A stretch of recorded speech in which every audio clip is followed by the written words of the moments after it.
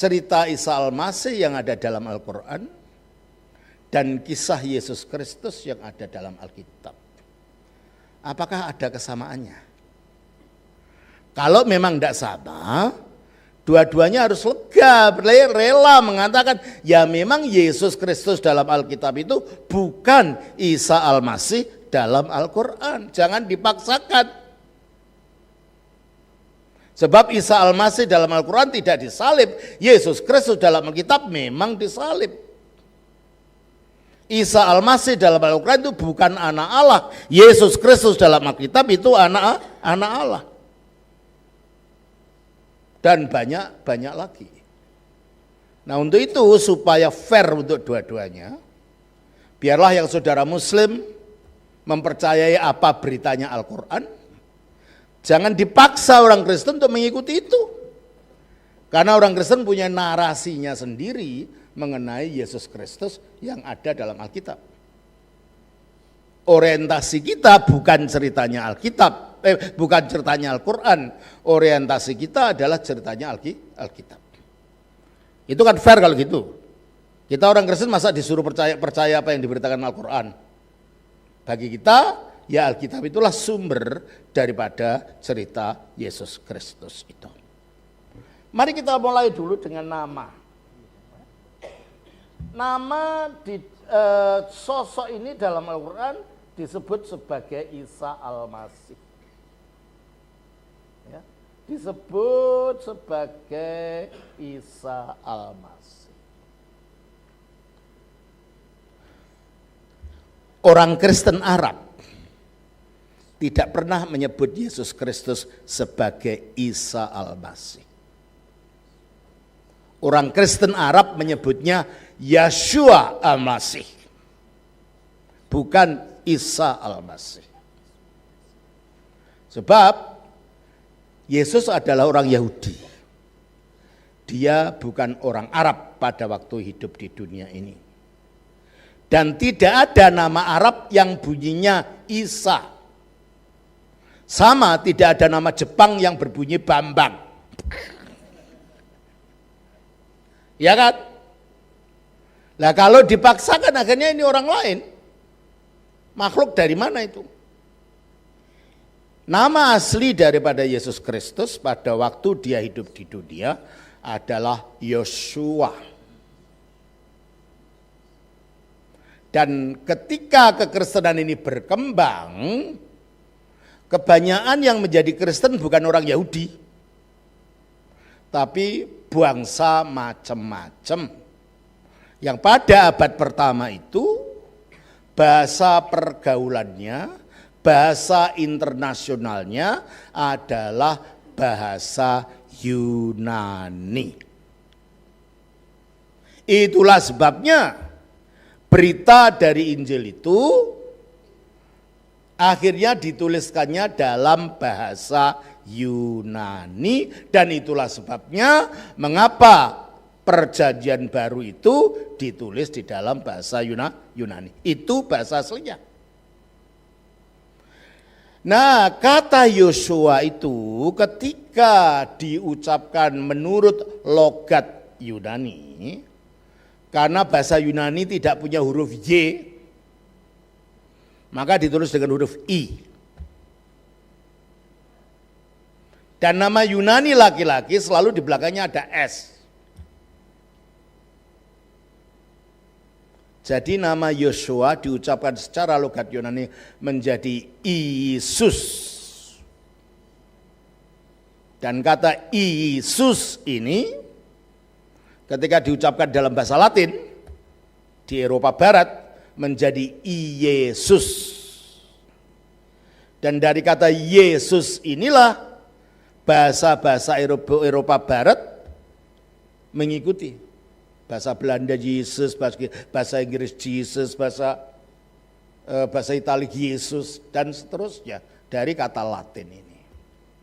Nah ketika kata Yunani Isa ini diterjemahkan ke dalam bahasa Syria, kata Yesus itu berbunyi Yashua, Yasu atau Iso. Iso itu untuk dialek Syria Barat. Dan orang-orang Syria Timur yang dikenal sebagai orang-orang Nestorian itu mengucapkannya sebagai Isa. Sama dengan bahasa Jawa. Bahasa Jawa daerah Jogja, Solo, dan seterusnya ke timur, opo. Tapi bahasa Jawa dari Banyumas ke barat, apa. Artinya sama, apa. Demikianlah nama Yesus itu diucapkan dengan dialek Syria Barat menjadi Iso, Syria Timur menjadi Isa. Jadi itu bukan nama aslinya Yesus juga, itu nama terjemahan di dalam konteks bahasa Syria. Dan itulah, nama itulah yang dilestarikan di dalam Al-Quran. Jadi Isanya Al-Quran itu ya bukan sosok asli kalau begitu, namanya saja nama terjemahan. Ya. Nah, Al-Masih. Saya tulis sebentar saudara. Agak terlalu jauh ini.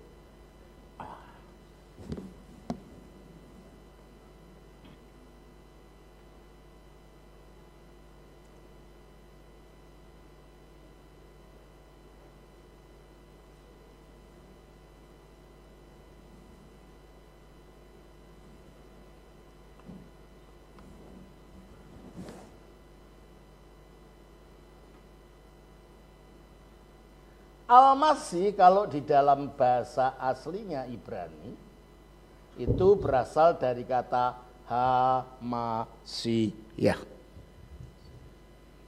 Dari kata Hamasiyah diucapkan bahasa Arab menjadi Al-Masih.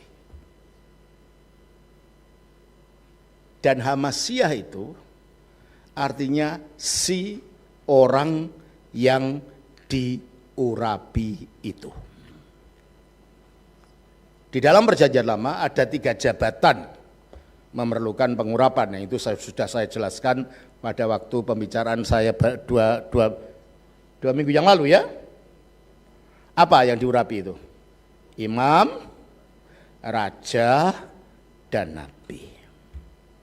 Setiap imam di Israel adalah seorang Masiah, tapi bukan Masiah. Bukan sang Masiah. Setiap raja di Israel adalah seorang Masiah. Dan setiap nabi di Israel adalah seorang Masiah.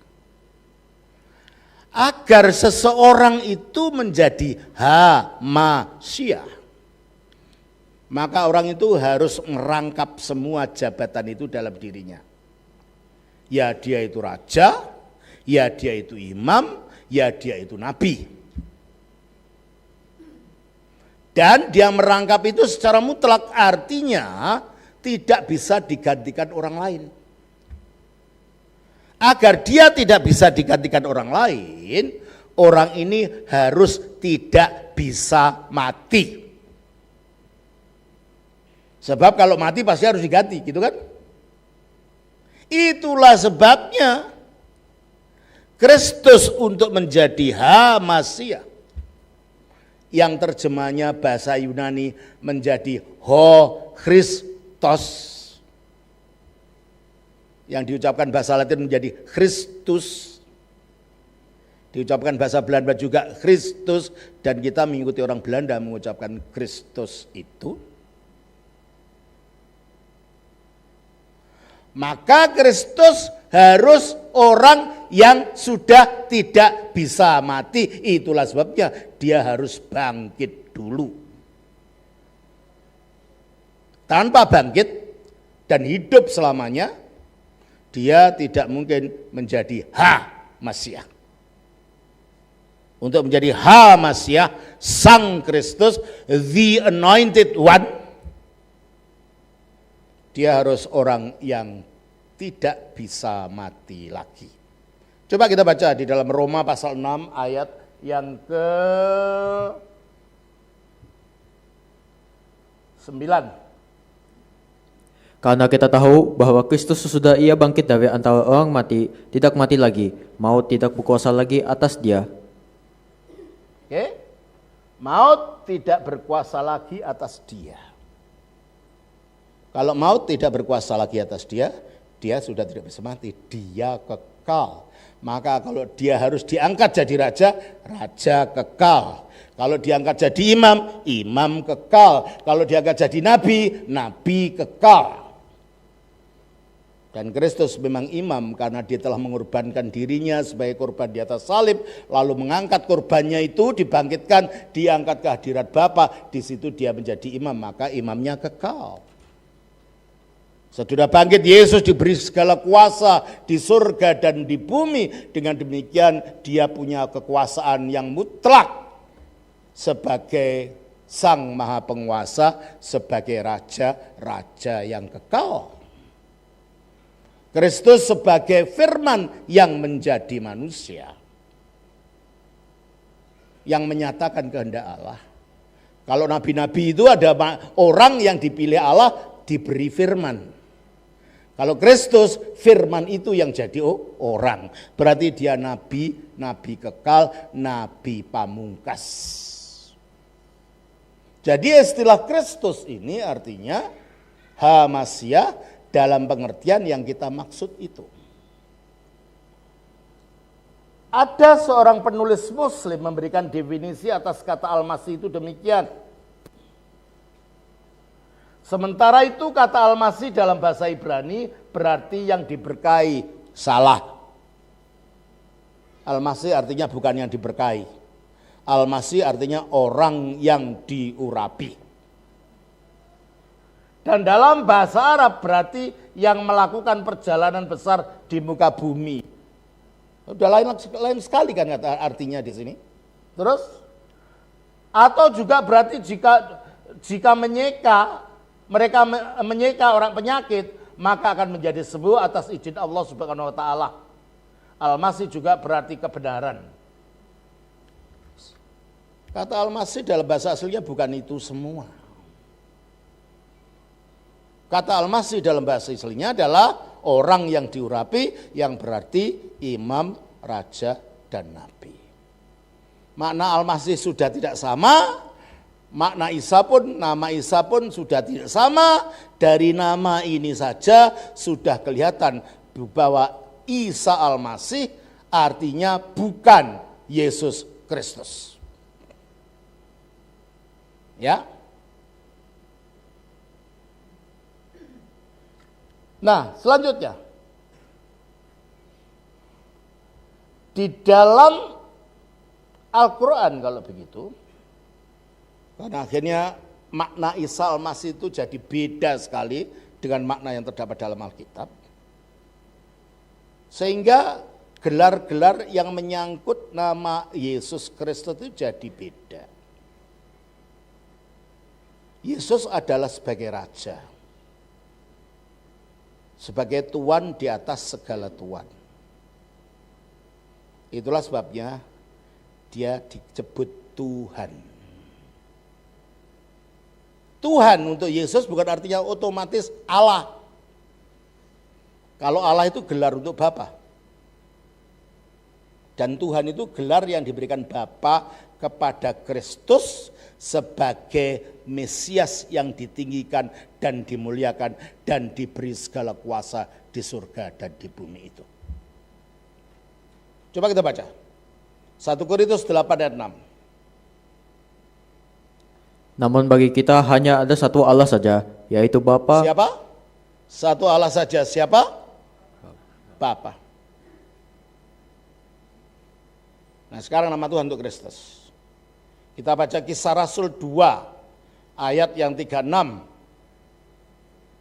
Jadi seluruh kaum Israel harus tahu dengan pasti bahwa Allah telah membuat Yesus. Allah telah membuat Yesus menjadi yang kamu salibkan itu menjadi Tuhan dan Kristus. Siapa yang membuat Yesus jadi Tuhan? Menurut ayat ini, Allah. Menjadi Tuhan artinya apa? Menjadi penguasa yang diberi segala kuasa di surga dan di bumi. Oleh karena itu istilah Tuhan Yesus itu artinya bukan Allah Yesus. Istilah Tuhan Yesus artinya sang penguasa Yesus. Dia yang diberi segala kuasa oleh Bapaknya. Coba kita baca lagi di dalam 1 Korintus 8 ayat 16. 1 Korintus 8 ayat 6 ayat 14.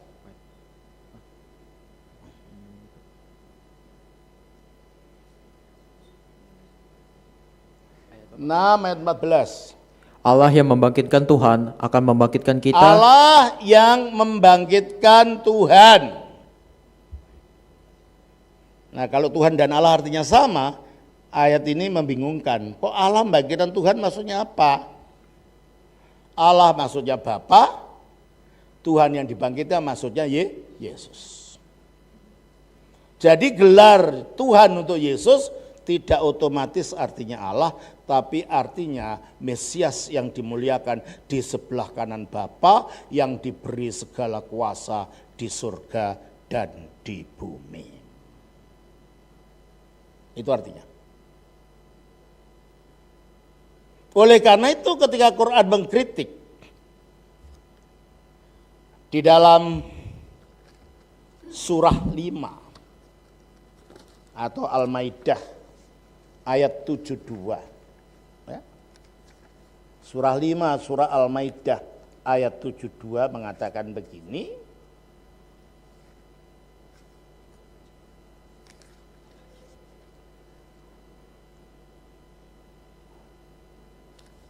Surah 5 ayatnya 72. Saya bacakan begini saudara.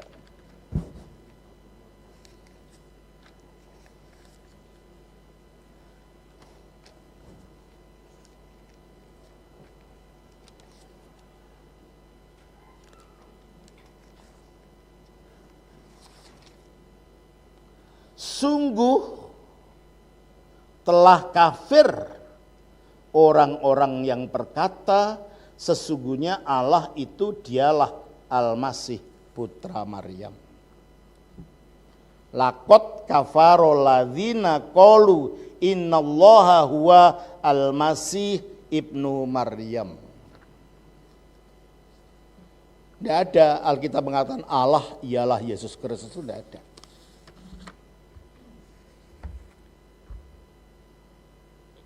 Yesus Tuhan ya. Karena Tuhan dan Allah artinya beda. Allah itu menunjuk sang Bapa, Tuhan itu menunjuk gelar yang diberikan Allah sang Bapa kepada Mesias Yesus Kristus ini ketika dia diangkat di sebelah kanannya, diberi segala kuasa di surga dan di bumi. Jadi sekali lagi, berarti yang dikritik Quran itu bukan Yesusnya Alkitab. Karena Alkitab tidak pernah mengatakan Allah ialah Yesus. Allah ialah Bapa. Dan Yesus adalah firman-Nya Allah yang tinggal satu di dalam Allah. Karena itu mempunyai sifat yang sama dengan Allah.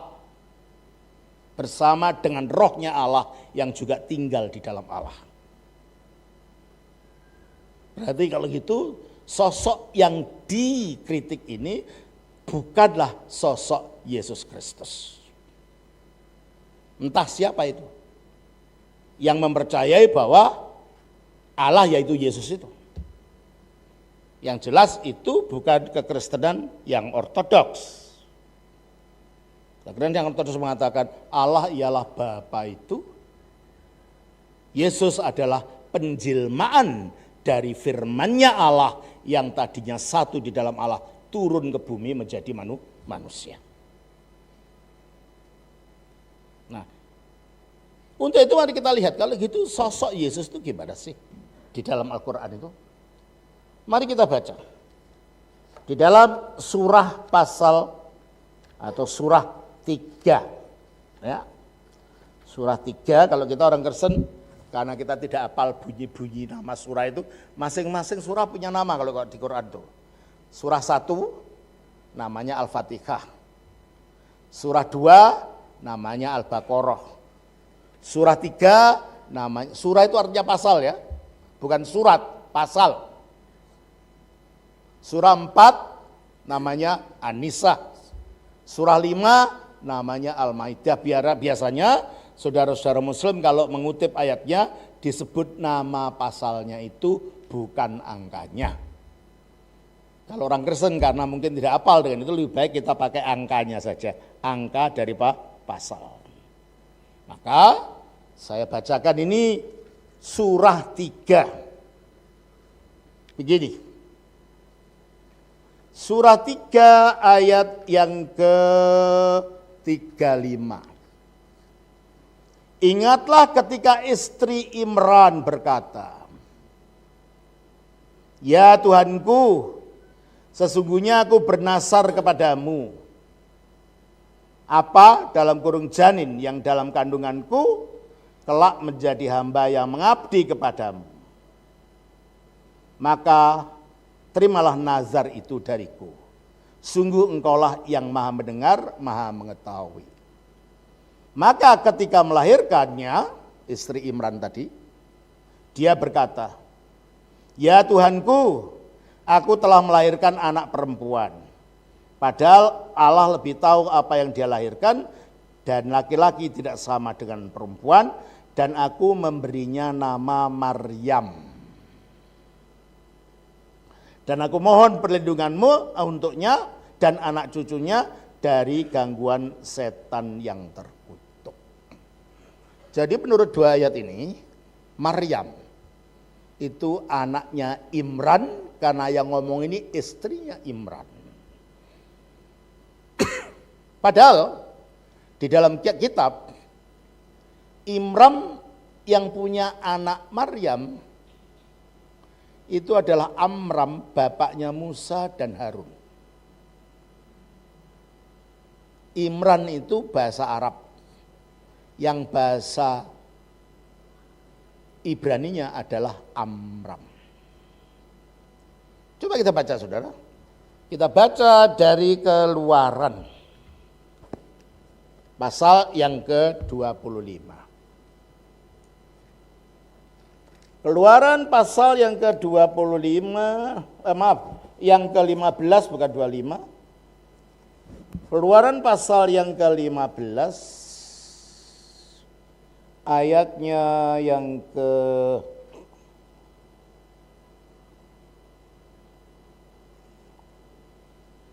19-20. Ketika kuda Firaun dengan keretanya dan orangnya yang berkuda telah masuk ke laut, maka Tuhan membuat air laut berbalik meliputi mereka. Tetapi orang Israel berjalan di tempat kering dari tengah-tengah laut.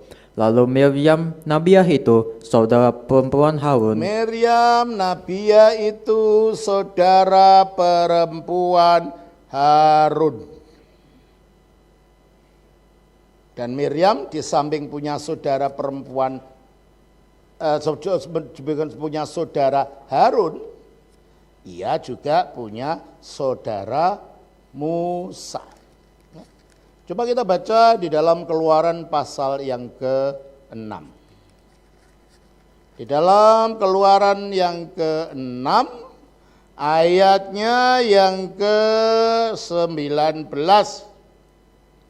Anak-anak Merari, Mahli dan Musi, itulah kaum-kaum. 6 ayat 19. Dan Amram mengambil Yokebehet. Dan Amram, lah itu ada kata Amram itu. Mengambil Yokebed. Terus saudara ayahnya menjadi istrinya, dan perempuan ini melahirkan Harun dan Musa baginya. Umur Amram 137 tahun. Berarti kalau Miriam itu saudaranya Harun, padahal Harun itu saudaranya Musa, anaknya Amram, dan menurut Quran Maryam itu anaknya Imran, yang adalah merupakan ucapan bahasa Arab untuk Amram. Pertanyaan kita, apakah kalau begitu tidak ada kekeliruan sejarah antara Maryam ibunya Yesus dengan Miriam saudara Harun? Jadi dari sisi keturunan sudah beda di sini. Menurut Al-Quran, Maryam itu anaknya Imran, saudaranya Harun. Kita baca di dalam surah Maryam, yaitu surah 19. Dikatakan begini.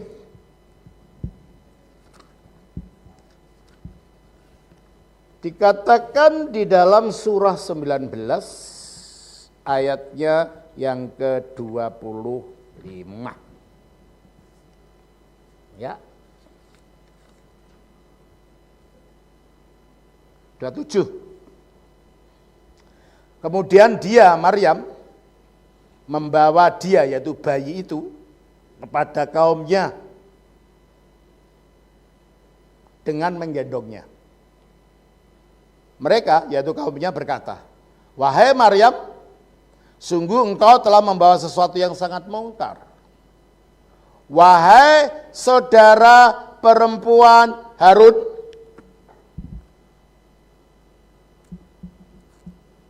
Jadi di dalam ayat ini Maryam dikatakan saudara perempuan Harun. Di dalam surah pasal 3 ayat 32 tadi dia adalah anaknya Imran. Apakah ini kira-kira kebetulan? Jadi dari sisi keturunan, kalau ini tidak salah sejarah, berarti ada kekeliruan. Maryam yang hidup 1500 tahun yang lalu sebagai saudara Harun disamakan dengan Maryam ibunya Yesus yang hidup pada abad ke-1.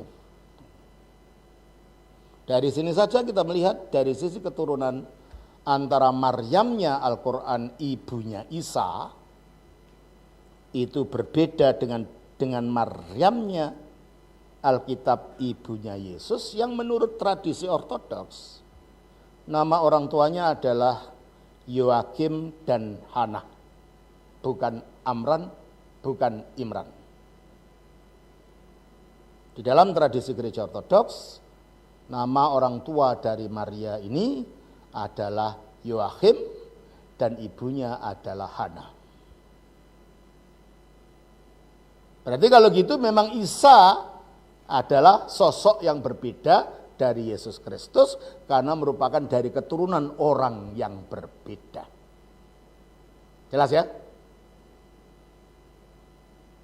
Nah, kembali kepada surah pasal yang ke-3 tadi. Ya. Di dalam surah 3 dikatakan bahwa ayat 37. Maka dia, Allah, menerimanya dengan penerimaan yang baik, membesarkannya dengan pertumbuhan yang baik, dan menyerahkan pemeliharaannya kepada Zakaria. Dalam Alkitab tidak ada Maryam dipelihara oleh Zakaria itu. Tapi itu ada dalam Injil Apokrifa, namanya Injil Proto Evangelium Yakobus. Kisah ini ada. Berarti kalau itu sumber cerita ini bukan dari Alkitab. Sumber cerita ini paralel dengan yang ada di dalam Injil Apokrifa Proto Evangelium Yakobus. Makanya kita tidak mengenali cerita ini di dalam Alkitab karena di dalam Alkitab memang tidak ada. Ya. Setiap kali Zakaria masuk menemuinya di mihrab. Mihrab itu kamar khusus untuk ibadah. Dia berkata, "Wahai Maryam, dari mana ini engkau peroleh?" Maryam menjawab, "Itu dari Allah. Sesungguhnya Allah memberi rezeki kepada siapa yang Dia kehendaki tanpa perhitungan." Di dalam kitab Injil Apokrifa Evangelium Yakobus memang ada ceritanya. Setiap hari Maryam dikirimi buah-buahan oleh malaikat Gabriel. Ya, kita tidak akan ketemu Alkitab karena ini sumbernya bukan dari Alkitab. Ya. Di sanalah Zakaria berdoa kepada Tuhannya. Dia berkata, "Ya Tuanku, berilah aku keturunan yang baik dari sisimu. Sesungguhnya Engkau Maha mendengar doa." Zakaria berdoa dalam mihrab. Mihrab itu kayak di masjid itu loh, yang bulat untuk imamnya yang mimpin sembahyang itu loh. Yang melengkung, ruang melengkung di masjid itu. Jadi Zakaria digambarkan sebagai orang Islam. Padahal Zakaria itu imam orang Yahudi dari golongan Abia. Dan waktu dia berdoa minta anak ini bukan di mihrab. Dia sedang membakar ukupan di Bait Allah. Coba kita baca Lukas pasal 1 ayat 9 dan seterusnya. Sebab ketika diundi sebagaimana lazimnya untuk menentukan imam yang bertugas, dialah yang ditunjukkan untuk masuk ke dalam bait suci. Bait suci bukan di mihrab. Dia masuk ke dalam bait suci. Terus? Dan membakar ukupan di situ. Membakar ukupan. Yang sampai sekarang dalam gereja ortodoks pembakaran ukupan tetap dilakukan. Pada waktu sembahyang pagi dan sembahyang sore. Dan pada waktu liturgi. Pembakaran ukupan tetap dilakukan. Terus? Sementara itu seluruh umat berkumpul di luar dan sembahyang. Waktu itu adalah waktu pembakaran ukupan. Maka tampaklah kepada Zakaria seorang malaikat Tuhan. Seorang malaikat Tuhan yang datang di sini. Kemudian para malaikat memanggilnya. Dalam Quran yang datang kepada Zakaria, para malaikat, entah paling tidak ada 2. Dalam Alkitab hanya 1 malaikat. Siapa? Malaikat Gabriel yang datang kepada Zakaria. Jadi kisahnya yang di Quran tentang kelahiran Yohanes Pembaptis berbeda dengan kisah yang ada dalam Alkitab. Terus, kemudian kita kembali pada surah Al-Imran.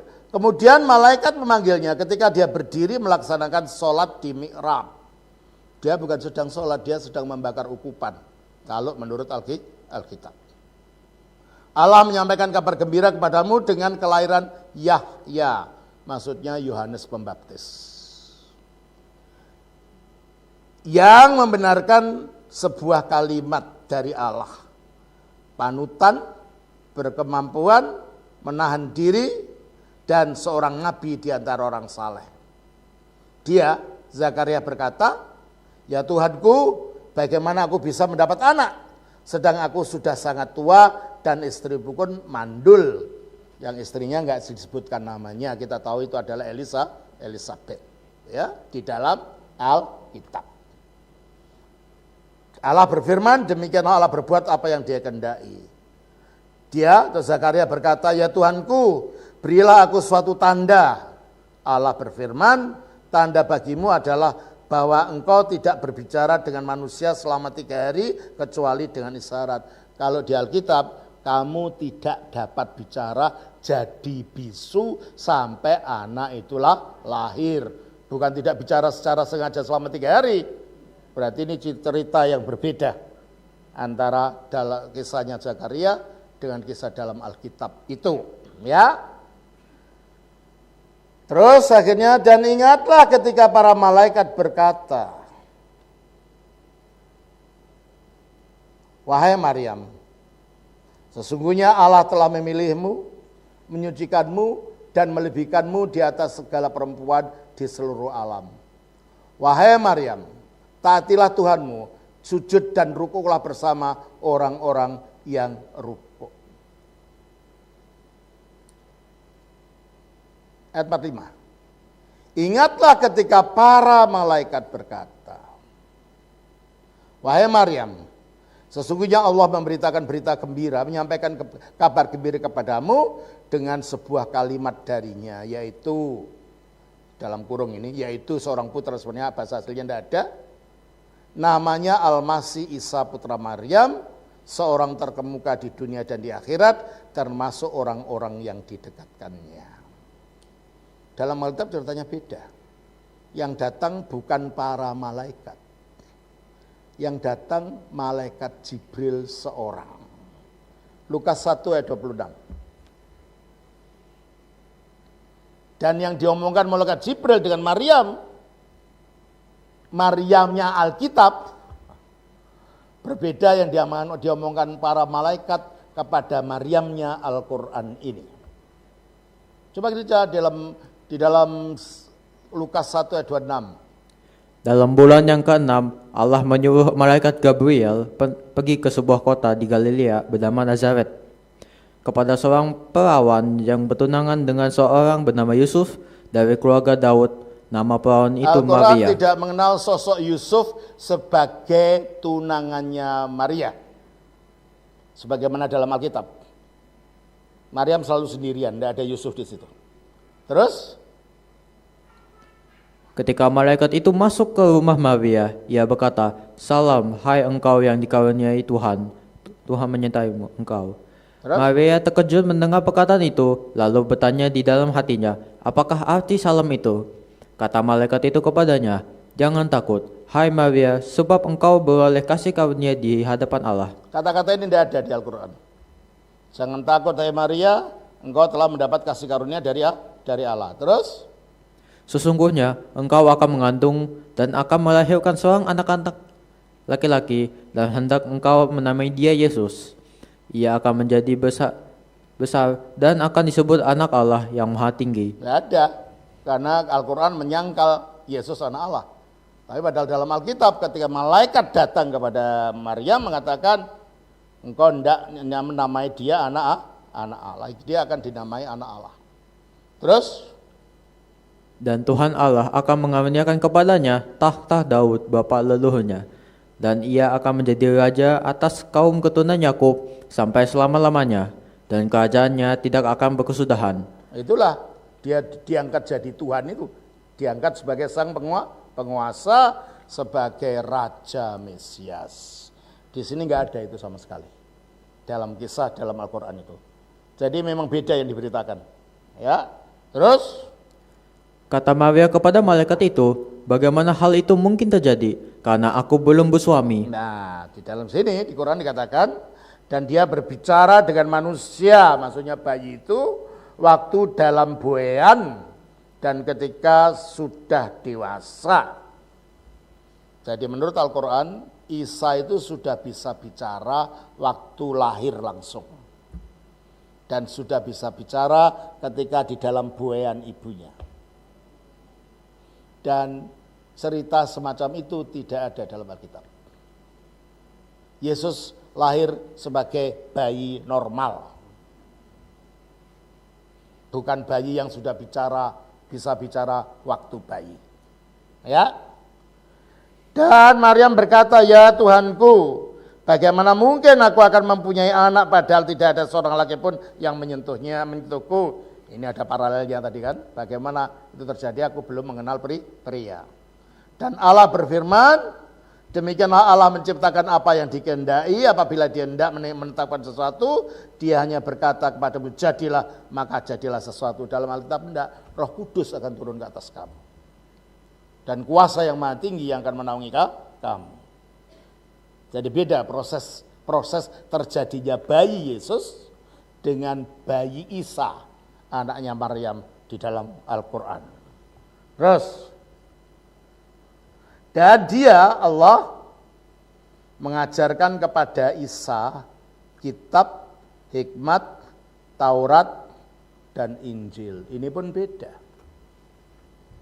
Dalam konsep Al-Quran, kepada Isa diberi kitab namanya Injil yang turun dari langit. Dan itu diberikannya waktu dia masih bayi, nanti kita lihat dalam ayat lainnya. Bagi kita, Injil itu bukan kitab. Injil ya Yesus Kristus itu. Karena Yesus Kristus adalah firman yang jadi manusia. Berita tentang penyalipannya yang mengalahkan dosa, kematiannya yang mengalahkan iblis, kebangkitannya yang mengalahkan kematian, itulah Injil. Oleh karena itu kata Injil itu adalah bentuk bahasa Arab yang diambil dari bahasa Ethiopia, Wangel. Dan Wangel itu sendiri berasal dari kata Yunani evangelion. Dan evangelion itu artinya berita sukacita. Bukan kitab sukacita, berita. Makanya awalnya Injil kita ini wujudnya adalah ajaran lisan yang diberitakan oleh para rasul. Baru kemudian dituliskan. Jadi di dalam zamannya Yesus dan para rasulnya tidak ada kitab yang namanya Injil diturunkan dari surga diberikan kepada Yesus. Sebab Yesus itu sendiri adalah Injil. Itulah sebabnya di sini kita melihat sosok yang berbeda yang diberitakan di dalam Al-Quran ini. Dan sebagai rasul kepada Bani Israel. Para polemikus Muslim mengatakan kalau gitu Nabi Isa itu hanya untuk orang Israel saja. Dengan mengutip Matius 10 ayat 5 dan 6. Kedua belas murid itu diutus oleh Yesus dan ia berpesan kepada mereka, janganlah kamu menyimpang ke jalan bangsa yang lain atau masuk ke dalam kota orang Samaria, melainkan pergilah kepada domba-domba yang hilang dari umat Israel. Ya, jadi ini yang dipakai. Yesus mengatakan jangan kamu datang ke bangsa-bangsa lain atau ke orang Samaria, tetapi pergilah kepada domba-domba yang sesat di antara orang Israel. Saat ini Injilnya belum lengkap. Karena Yesus belum mati, Yesus belum bangkit, mengalahkan dosa dan iblis. Maka yang lebih dahulu dipersiapkan untuk percaya adalah bangsa yang selama ribuan tahun dituntun Allah dengan diberi nubuat dalam perjanjian lama. Maka dikatakan jangan pergi kemana-mana dulu, ke bangsa ini loh dulu.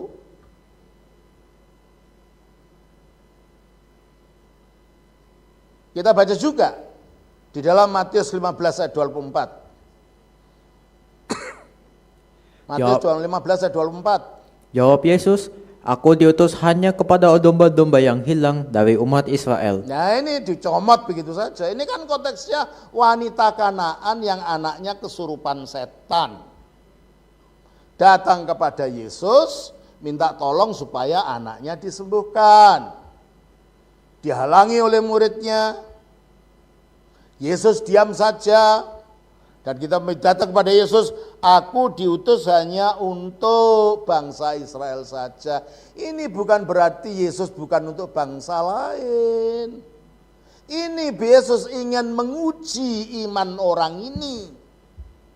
Dan ternyata setelah diuji, si perempuan ini tetap merangsek kepada Yesus. Ayat selanjutnya.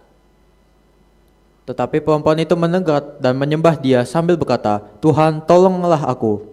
Tetapi Yesus menjawab, tidak patut mengambil roti yang disediakan. Sudah kayak dihina sebenarnya. Kayak imannya dijatuhkan gitu. Tapi apa selanjutnya? Tidak patut mengambil roti yang disediakan bagi anak-anak dan melemparkannya kepada anjing. Terus? Kata perempuan itu, benar Tuhan, namun anjing itu makan remah-remah yang jatuh dari meja tuannya. Terus? Maka Yesus menjawab dan berkata kepadanya, hai ibu, besar imanmu. Nah ini kan, hai ibu, besar imanmu. Terus? Maka jadilah kepadamu seperti yang kau hendaki.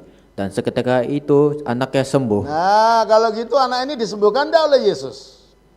Berarti Yesus memberikan karunia kepada orang non-Yahudi ini enggak? Iya. Makanya jangan baca Alkitab dicomot di tengah lalu ditafsirkan seenaknya. Lihat konteksnya. Ternyata kepada perempuan ini pun karunia diberikan kepada dia, biarpun dia orang Kanaan penyembah berhala. Berarti Yesus bukan hanya datang kepada orang Yahudi saja. Untuk saat sebelum Injilnya selesai dinyatakan melalui penyalipannya, kematiannya, dan bangkitnya, pemberitaan dipersiapkan hanya untuk orang Israel saja. Tapi setelah dia selesai dan bangkit dari antara mati, pemberitaan diberitakan kepada semua bangsa. Matius 28 ayat 19. Karena itu pergilah, jadikanlah semua bangsa muridku. Nah ini karena Injilnya sudah selesai. Injilnya dinyatakan secara sepenuh-penuhnya dengan matinya di atas salib dan bangkitnya dari orang mati. Jadi Yesus bukan hanya untuk orang Israel saja, tetapi untuk seluruh umat manusia.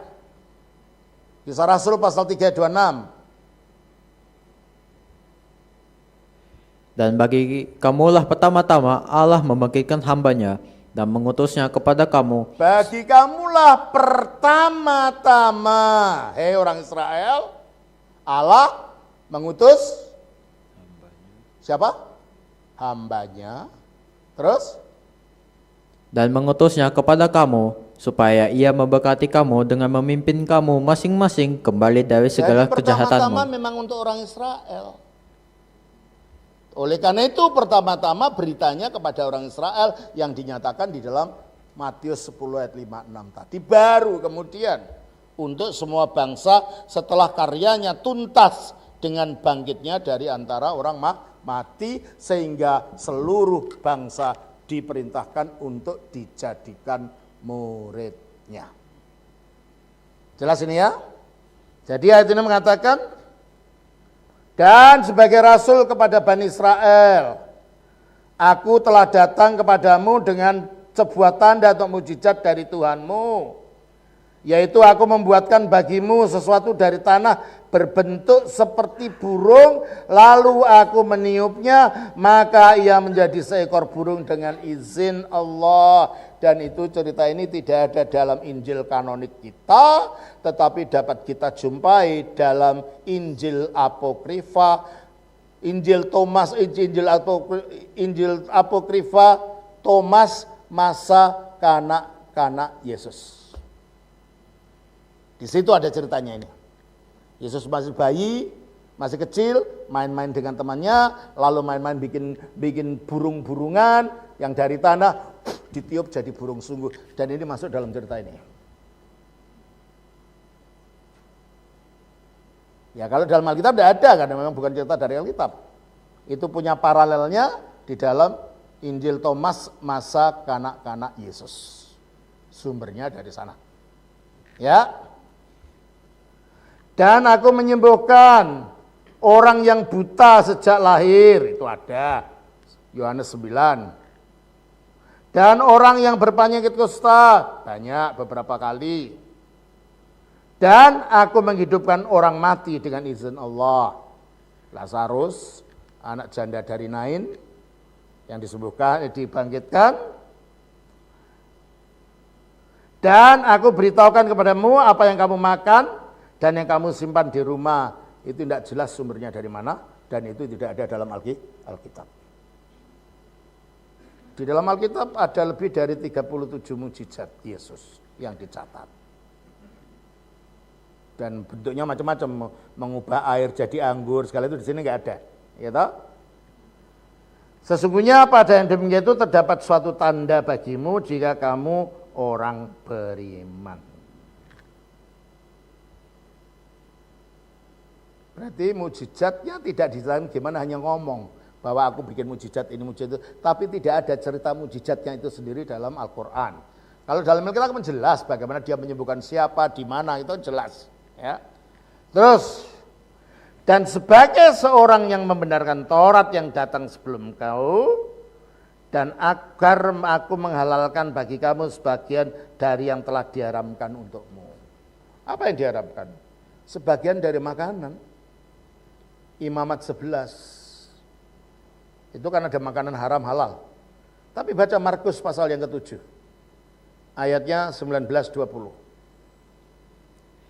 Karena bukan masuk ke dalam hati, tetapi ke dalam perutnya, lalu dibuang di jamban.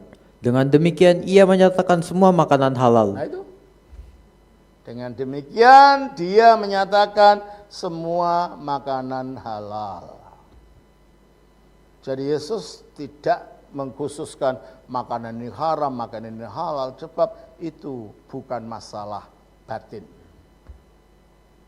Nah kalau gitu, kalau Al-Quran sendiri mengatakan agar aku menghalalkan bagi kamu sebagian dari yang telah diharamkan, dalam ini hal makanan, Kenapa mereka mengkritik orang Kristen kalau mereka katakan makan babi umpamanya. Dan itu kan haram. Coba kita baca Imamat 11 ayat 7. Demikian juga babi hutan, karena memang berkuku belah, yaitu kukunya bersela panjang, tetapi tidak memamah biak. Haram itu bagimu. Haram itu bagimu. Tapi ayat 7, ayat 8. Daging binatang-binatang itu janganlah kau makan, dan bangkainya janganlah kamu sentuh. Haram semuanya itu bagimu. Coba yang di atas. Unta, ada unta enggak? Ada unta yang diharamkan. Ayat 4 ya. Ayat berapa itu? Hah? Ayat 4, tolong baca. Tetapi inilah yang tidak boleh kamu makan, dari yang bermamah biak, atau dari yang berkuku belah, unta, karena memang memamah biak. Ya. Kalau orang Islam, para polemik itu mengkritik Kristen karena makan babi, mereka juga makan makanan haram, unta. Sama-sama mereka melanggar hukum Taurat. Nah, kalau mereka memakan makanan haram, yaitu unta, dan itu menjadi makanan lezat di Saudi Arabia, mereka tidak berhak mengatakan orang Kristen melanggar hukum Taurat karena makan babi. Sebab sama-sama memakan makanan haram. Itu ya. Jadi kalau begitu tidak ada alasan mereka mengatakan orang Kristen memakan babi haram.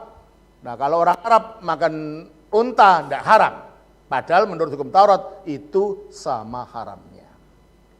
Nah, saudara masih banyak yang tidak saya ceritakan di sini, tapi mari kita langsung aja mengenai kelahiran Yesus. Di dalam surah 19 menunjukkan bahwa memang Yesus itu sosok yang berbeda dari Isa dalam Al-Quran, itu sosok yang berbeda daripada Yesus yang dalam Alkitab ya.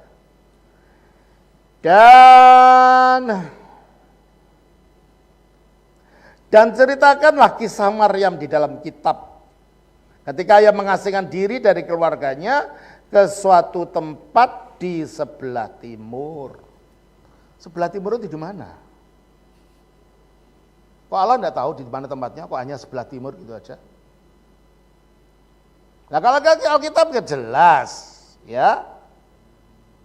Ketika Gabriel datang pada Maryam, Maryam sedang di mana? Di Nazaret, bukan di sebelah timur. Ya. Lalu dia memasang tabir dari mereka, lalu kami mengutus roh kami kepadanya, maka dia menampakkan diri di hadapannya dalam bentuk manusia yang sempurna. Dan Maryam berkata, sungguh aku berlindung kepada Tuhan yang Maha Pengasih terhadapmu jika engkau orang benar. Dia yaitu Jibril berkata, sesungguhnya aku hanyalah utusan Tuhanmu untuk menyampaikan anugerah kepadamu seorang anak laki-laki yang suci. Enggak tahu tempatnya di mana ini terjadinya. Menurut Alkitab terjadinya di desanya Maria di Nazaret. Al-Quran enggak tahu ini di mana terjadinya, enggak memberitahu di mana ini kejadiannya. Hanya di sebelah timur. Di sebelah timur bisa di Jepang dong.